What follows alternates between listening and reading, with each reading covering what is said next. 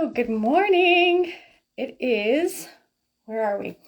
We are on Thursday morning. It is 9 a.m. Pacific time, and we are coming to you a little bit early today because our special guest is East Coast time and she is able to join us now. So that's when we're doing it. As always, our replay will be on our page permanently, so you can come back to it. And we just are getting our YouTube page finally loaded.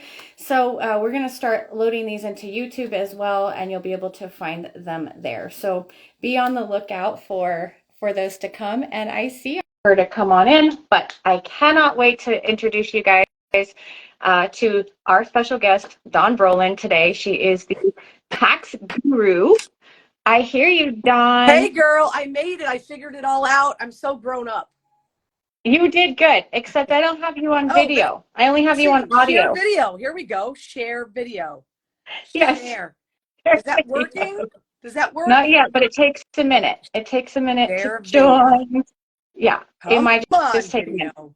Come on, video, but I can hear you. So Okay, we're good. halfway Well, there. that's step one. Hey, look at my shirt. I love it. I'm in black too. Can you see me yet? What am I doing? Oh, here Not we go. yet. Video. Anyone watching? Share this live video with others so they can watch too. Yes. See. So who do I share it to, for goodness sake? Well, Oh, I Lauren don't says know. they can see me. Okay, thank you, Lauren. Oh, Lauren can see you. I just Lauren can't can see you. see me. Okay. Okay, great. Then I'll just not see you. I don't know why I can't see you. I can This is the see great. you perfectly. Okay, there we go. All right. Okay, I've never great. done this live, so this is teaching me something new. Okay, good. Good. Well, I can't see you, and this is the first time I've never not been able to see you, so I'm learning something today too. I'm gonna fix my hair. My hair while I'm on video. Okay, good. Morning, but anyway, I guess I've been working really hard, running around like a savage today so far. Uh-huh, because you are a savage. Well, okay, we'll get straight to it. Who are you? Who are you, Dawn Brolin? Let's tell our audience all about you. Wow, we don't have that much time. We only have a half an We, hour, so we that's don't want to go crazy. Yeah. No, I'm today from Windham, Connecticut, and work with small businesses. And I also am the designated motivator. I love your shirt, of course, and it's so comfy. It It's is so comfy. comfy. It's like the Yeah, best material ever. yeah. So I've been doing accounting since 1999. Started as a bookkeeper, and then got my CPA and my certified fraud examiner license, and then I started speaking, quite a bit. And now I just go out there and I'm trying to help, accountants, small business owners all right their ships and get themselves, in compliance and make sure they stay there, you know? That's great. That's, That's awesome. I met you, well, I've seen you. I've been a fangirl of yours for at least 8 years now since I've been on this journey. And then all of a sudden we ended up at Appy Camp together last yeah, September, right? yeah. A year ago, September. And I fell in actual love with you. And I was like, oh my God, I'm in the same room with her because you You're, know, it's one of those things where you're on stage and I'm like that girl in the audience going, I want to be like her someday. And then, oh my God, we're in the same room and you're just an amazing human being. oh, So I'm so thankful you're here it with was, us. it, that was I was so thankful to Heather and Liz for that Yeah. opportunity because yeah, we who each other were, and a lot of other people in the room that I knew who they were, but I never met them because, we go to these conferences and it's like, it's insanity. And we Yeah. never talk to each other. So it was an opportunity to really get to know each other. And it was a real blessing for me, for Yeah. sure. Yeah. Yeah. So today we're going to talk about some typical, I think, common red flags on a tax return. I would love for you to educate our audience on what are some of the things you've seen over the years that like you're like, oh, this isn't going to go well, and or some experiences you've had with people that won't follow the rules and what's happened as a consequence of that. Oh, I have some stories. Boy, do Yes. I have some stories. One in particular that comes to my mind. Oh, and I just want to preface with saying I usually am involved in IRS audits. So I'm doing civil or criminal casework referred by typically an attorney or another practitioner, but mostly from tax attorneys. Eric Green specifically is one that feeds me some work there. And I love Eric. He's such a great mentor to me. Mhm. But and one in particular he referred over, and they were at first in a civil audit, and then it turned criminal for the guy. So we started, going through all of his information, and you know, it's really unfortunate when a business owner, he's a partner in a partnership, they're taking the expenses at the partnership level, but it's not really a partnership. It's really, they give you a 1099, but your partners, like, it's that whole setup of your entities and making sure that you're following the rules around the entity. This guy happened to double count expenses. That was one of the things he did, which is a very bad thing. No one should ever do that. But one in particular, one of the expenses that he would take is he would take he was a salesman. So he, group of his customers, I'm going to air quote that, his customers to the Super Bowl. Because who doesn't want to go to the Super Bowl and write it off? Oh my gosh. That's, almost six-figure expense to take 10 people to a Super Bowl with hotel and all that stuff. And he would write it off. Wow. And so that was the thing. So thinking about entertainment was canceled. I don't remember what year it was canceled. No more entertainment events. I think it was 19 officially, but it's canceled. Yeah. Entertainment is canceled. No, you cannot entertain anymore. So it's a meals only. And so that was, but we can now let's spin off of that and say, let's talk about meals expense. So meals expense, at the end of the day, do you have to have every single receipt? No, the IRS has to be reasonable, but in order for you to enjoy all of the expenses that you're putting on there, the key to that is that you've got to document who you were having lunch, dinner, breakfast with. So basically, make sure you have a receipt tool, right? And so if you're a sole prop, you might be logging into QBO and doing it with just writing QBO, or you're using an app like Dext, as a great example, right? So you get the receipt for the meal that you had with people, you take the receipt, you write the names of the people that were on it, that were at the lunch or the dinner or the breakfast or whatever, put your tip there, and then take a picture of that receipt. Now you've got documentation of who you were. You want to really bulletproof, make sure that appointment, that meal was in your calendar. So they will ask. So if you have in your calendar vacation and you have a meal receipt during that week, it is not business. Right. They're not guys. They will figure it. Okay, that is one thing I've never yet ever heard anybody say is make sure it's in your calendar, which makes so much sense. Would the IRS actually ask to see your calendar in an audit situation? 100%. I have an audit going on right now. We need the clients so we can see what they were doing. They're going to look on your Facebook. Are you posting, on that day were you out with your buddies? Like, right. You got to be smart, right? Wow. Okay. Yeah. That's a really, really. Yeah. We talk about receipt capture. We teach about receipt capture. It's a big part of how we do our bookkeeping for people, is that we want to get all the receipts. So we make sure they're compliant. We tell them to write everything down. So this was amazing information. And then to know that they're going to ask for your calendar, that is crazy. Yeah.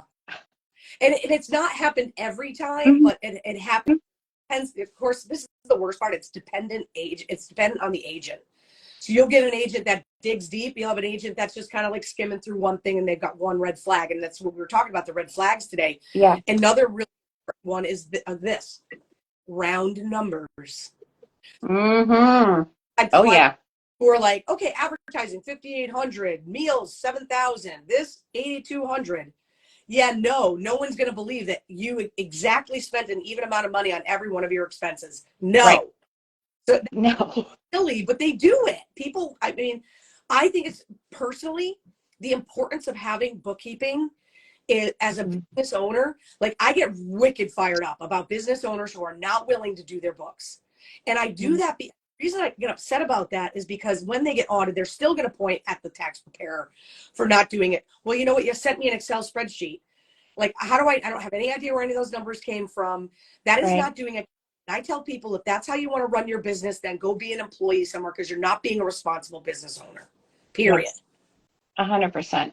And that's where someone like us would come in and say, okay, yeah, we can't do $7,000 even. Where's the receipts? Where's the downloads? When people say I just do my bookkeeping on Excel, I get like Hy-Vee. Yeah, Like I'm like, ooh, no, no, no, no, that's not bookkeeping. yeah, It's not absolutely. real, and that's not good because you can't cross-check and balance, and you can't reconcile, and you can't find where Right. the numbers came from. So totally agree there. Yep. Yeah. One And that, go what ahead. the cost when somebody goes through one of these types of audits, the cost of having to pay someone like you to pull out the information, that the cost that it's going to cost them in back taxes and charges and penalties and fines usually far outweighs what it costs them to just do it right from the start or bring somebody in from the beginning to Yeah. keep it right? Yeah. And I used to say, one of my funny taglines I used to say to people, you're more likely to get bit by a shark in my parking lot than you are to get audited. Yeah. And I used to think that funny, like, what are the chances? Well, you know what? There's a chance, and that's the problem. There's a chance that you'll get audited, and typically it is due to a flag.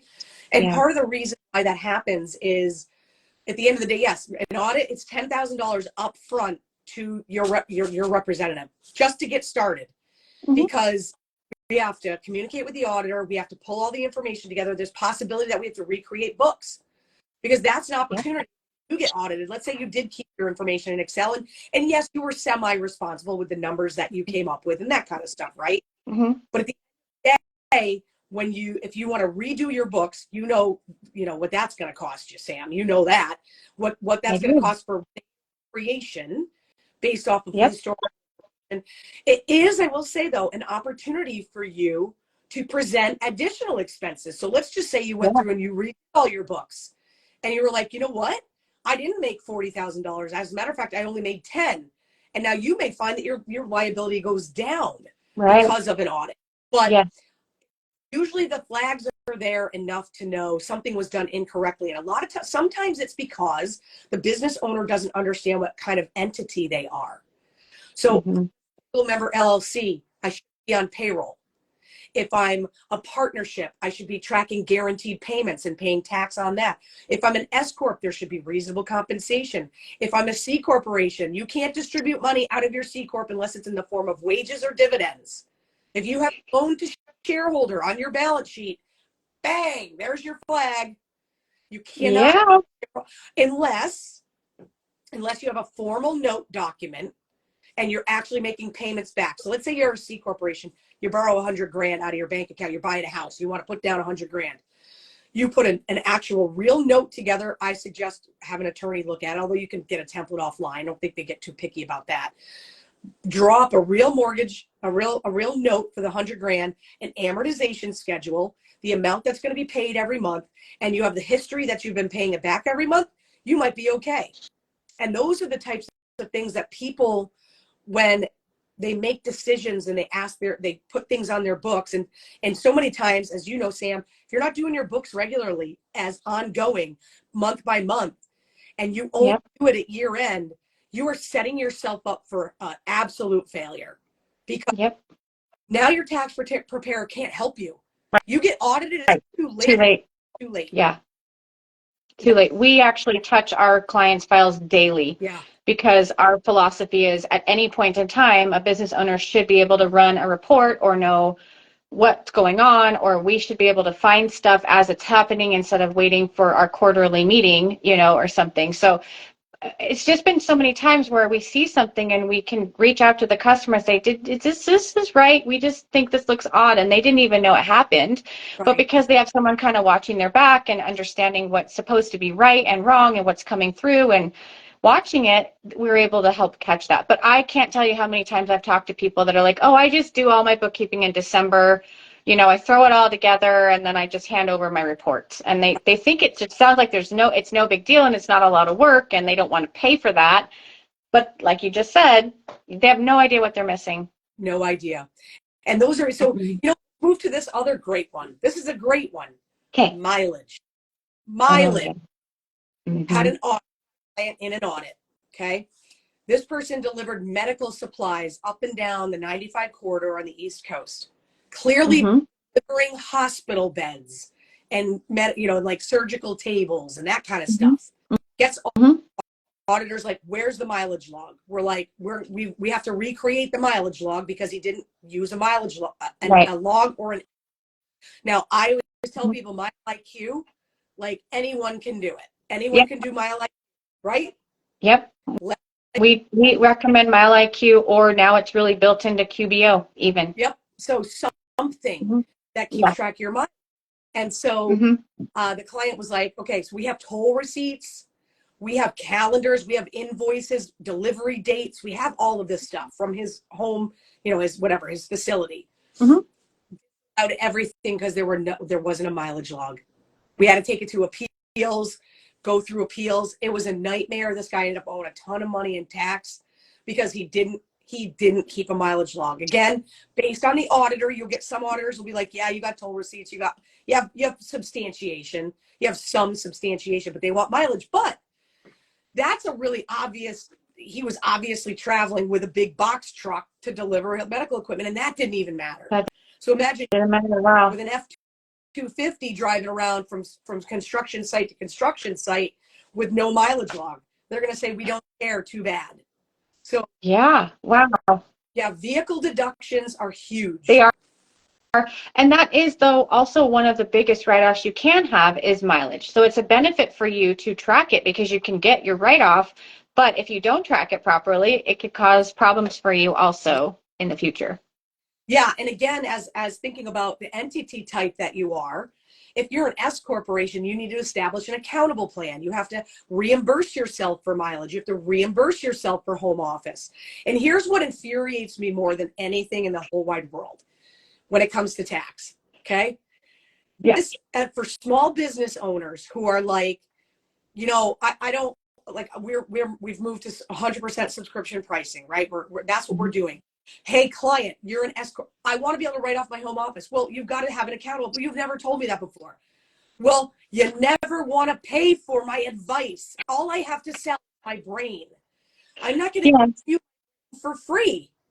Right. You're in business. You have costs associated with your business. Invest in your bookkeeping because it's the most important part of your business. You don't have good financials information to make educated business decisions. What are you doing? You're not doing books for a tax return. The tax return isn't just a necessary evil, is what it is. Death and tax, whatever it says. Bookkeeping.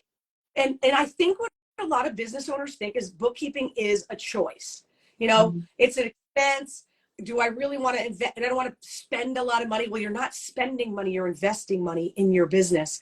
And without a really good set of financial statements, because here's what they do. Oh, I want to get a loan, Brolin. I got to go for a loan. I need a P&L and a balance sheet. Oh, so you mean the Excel spreadsheet that you send me every year? Yeah, you're not getting one of those because you don't have books. Those are not books, honey. And then they'll say, I also want a loan, but I don't show that I make enough money. I'm like, that's because you don't want to pay taxes. So you buy all these things you don't even really need in your business, so you don't have to pay taxes, and then you want to go ahead and buy something and you can't get a loan. Like, you can't have your cake and eat it too. Play by the rules as a business owner. And if you don't want to play by the rules, be an employee. That's why they have one or the other. Yeah. But you gotta pay. I totally agree.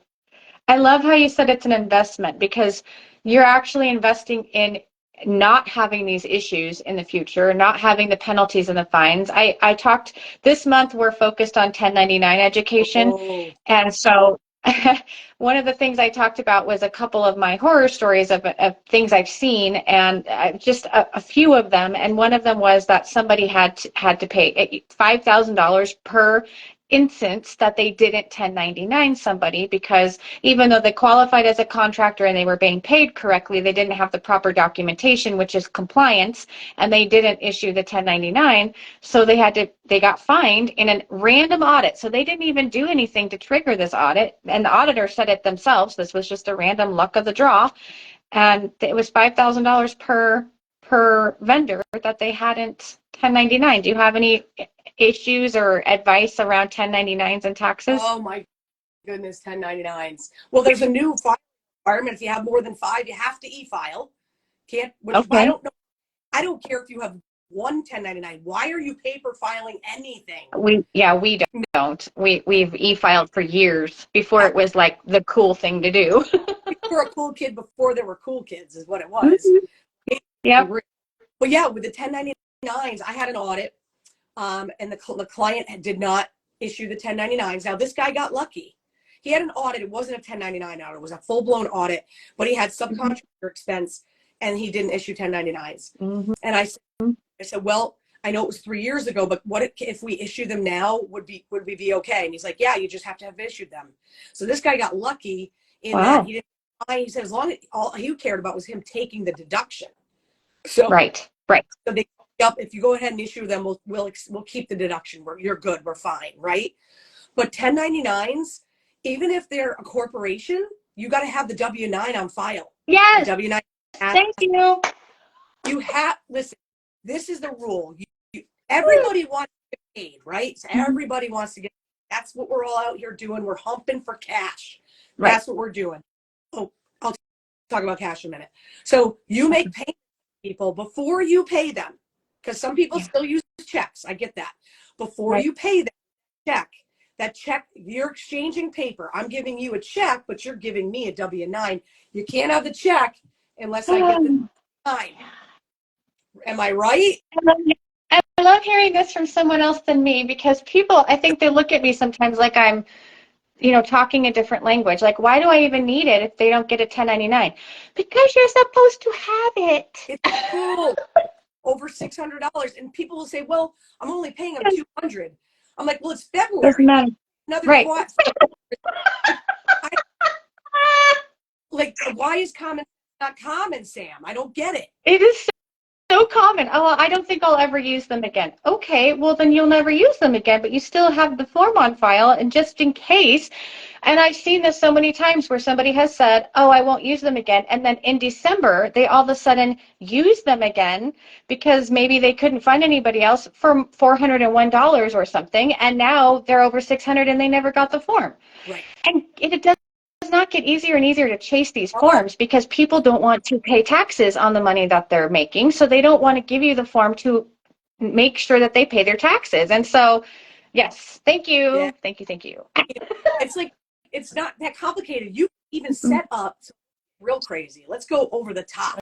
Now, number one, you're driving around in a truck and you're meeting with your subs. Maybe you're a contractor and you're driving around. Have an envelope, have a folder filled with blank W-9s. Okay. Yep. Now, there's no excuse there.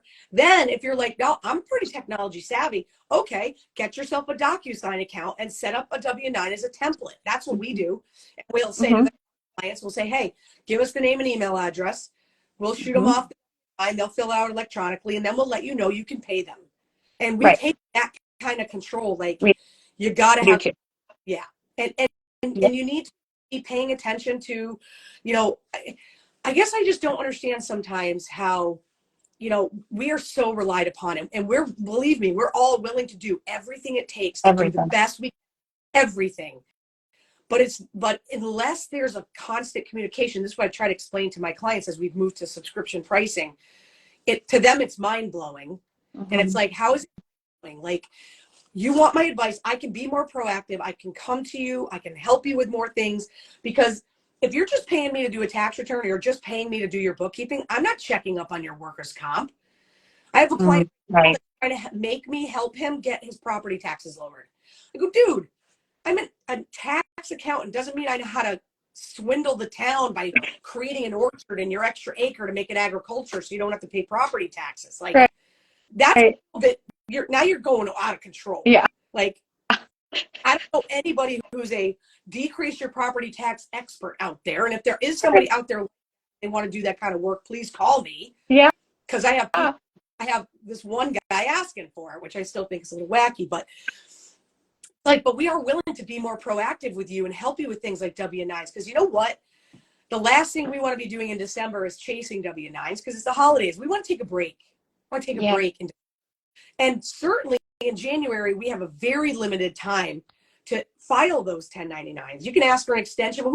Okay, can we talk about extensions for a minute? Yes, and then cash. You were going to talk about cash. Cash too. Extensions. Okay. Extensions are not the way to go. Just your tax return doesn't mean that, because, this is what people say, I can't file my tax return, Dawn. I don't have the money to pay it. Your clock is still ticking. It doesn't matter. you don't pay by April 15th, you're late payment, Yeah. period. Period. Yeah. Accept that and move on. But I just mentioned 1099 extensions. There's no reason if you are on top of your books, you're getting your things done on, like you said, daily, weekly, monthly basis, no later than monthly, no Right. later than monthly, then doing a disservice to yourself from a tax planning perspective. You know, the depreciation laws have changed. This year, it's only 80% bonus depreciation. Last year, it was, for years, it's been 100%. Yeah. You buy a crane, you can write the whole crane off. You know, equipment, all that kind of stuff. You could bonus depreciation. This year, it's 8%. Next year, it's going to be 60, then 40, then 20, then never again. You want to talk about gaps in tax planning? Because people are paying taxes. You know why they did that? Everyone, pay attention. They gave away a lot of money in the last 3 years. PPP loans and ERC credits. And by the way, lots of those people should never have gotten them. Right. They know governments do. They're going to get their money back. And you know how they're going to get their money back? They're going to change the tax laws to increase people having to pay. No more tax deferment. It's going to be, you're going to owe what you owe. That's one. And the other thing that's going to happen, you can ask Eric Green yourself, the audits and the notices and what's happening. And I don't know if I've seen a huge increase in notices coming. Yeah. I even myself got a notice from 2017. Yep. I'm like, one of my clients got a 2018 notice this year. 2018. Just got the notice. Yep. And never got a notice before. Nope. And so people have to understand that money was great, but someone's going to pay it back. And they're going to get their money, and they're going to get it through audits, collections. Those people with ERC and PPP who falsified documents or did bad things, went to the ERC farming mills who were just giving out credits, and you don't have bulletproof documentation, you better give that money back now. That's my you know who you are.